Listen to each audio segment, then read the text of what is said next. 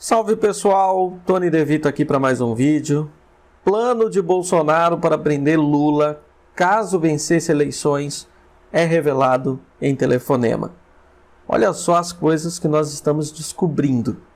Trechos das conversas entre o ex-presidente Jair Bolsonaro e o ex-ministro da Justiça Anderson Torres indicavam um plano dos dois para prender o presidente Luiz Inácio Lula da Silva logo no início de 2023, caso o ex-presidente vencesse as eleições. A ideia era vencer as eleições e abrir um inquérito na Polícia Federal que acarretaria num pedido de prisão do petista cumprido imediatamente no início do ano. Aí você vê, se eles tinham esse plano de perseguir o Lula, de prendê-lo logo no começo do ano, imagina o que eles fariam com quem fizesse oposição ao desgoverno nesse novo mandato que ainda bem não aconteceu.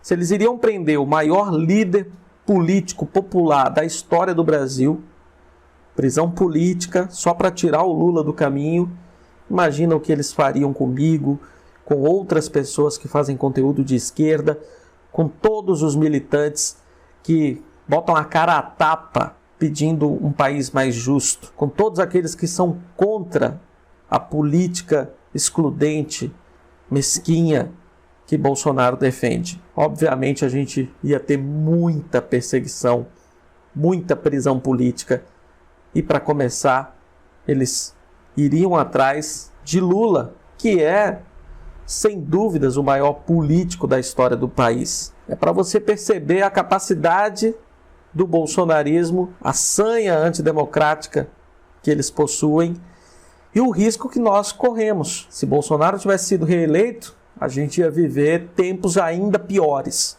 Se aqueles 4 anos foram terríveis, imagina durante um segundo mandato do Bolsonaro. De acordo com o raciocínio da dupla, Anderson Torres e Jair Bolsonaro, uma vez derrotado, Lula não teria imunidade e nem poderia ser julgado pelo STF.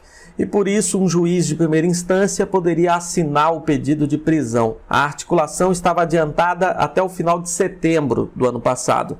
A operação seria deflagrada uma semana após a eleição, caso Bolsonaro tivesse sido reeleito. Ironicamente, quem ficou sem foro privilegiado e não pode mais ser julgado no Supremo Tribunal Federal é o próprio Jair Bolsonaro. Vale aquela máxima, né? O feitiço virou contra o feiticeiro. Eles achavam mesmo que poderiam perseguir o Lula, mas quebraram a cara de forma muito dura. E agora estão à mercê da justiça. Anderson Torres, inclusive, tendo ficado preso por alguns meses e agora está livre, mas com tornozeleira eletrônica. E Bolsonaro se pelando de medo de ser preso a qualquer momento. No trecho da conversa, acessado pela coluna do Daniel César, no portal Último Segundo, não é possível saber qual seria a denúncia ou mesmo se o caso seria de perseguição. Mas os indícios são de que Bolsonaro pretendia levar seu maior adversário à prisão, independente de qual seria a acusação ou o suposto crime.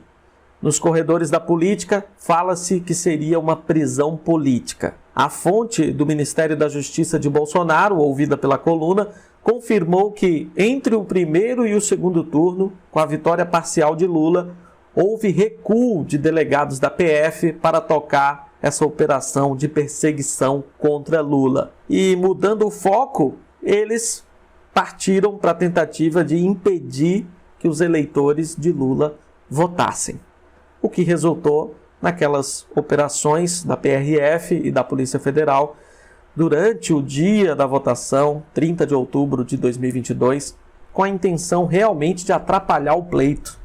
Uma tentativa de melar o dia da eleição e não deixar que os eleitores chegassem aos locais de votação. É para valorizar muito o seu voto. Você que apertou 13 na última eleição presidencial, você tem que se orgulhar desse voto, porque não foi fácil conseguir votar. Tudo e todos tentaram impedir, não conseguiram. Mas o esquema para burlar a democracia e fazer com que Bolsonaro fosse reeleito era muito grande. E se tivessem tido êxito, hoje nós estaríamos vivendo numa ditadura. Estávamos caminhando a passos largos para esse cenário. Por isso, valorize seu voto, valorize a democracia e valorize este governo que nós temos.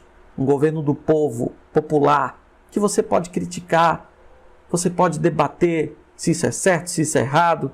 Faz parte. Numa democracia, o governo é aberto a críticas, coisa que a gente não poderia fazer se o dito cujo tivesse sido reeleito. E vamos ter em mente que os riscos não acabaram, pois Bolsonaro ainda está com direitos políticos e solto. Em 2026, infelizmente, eu tenho certeza que nós teremos candidatos de extrema-direita à presidência.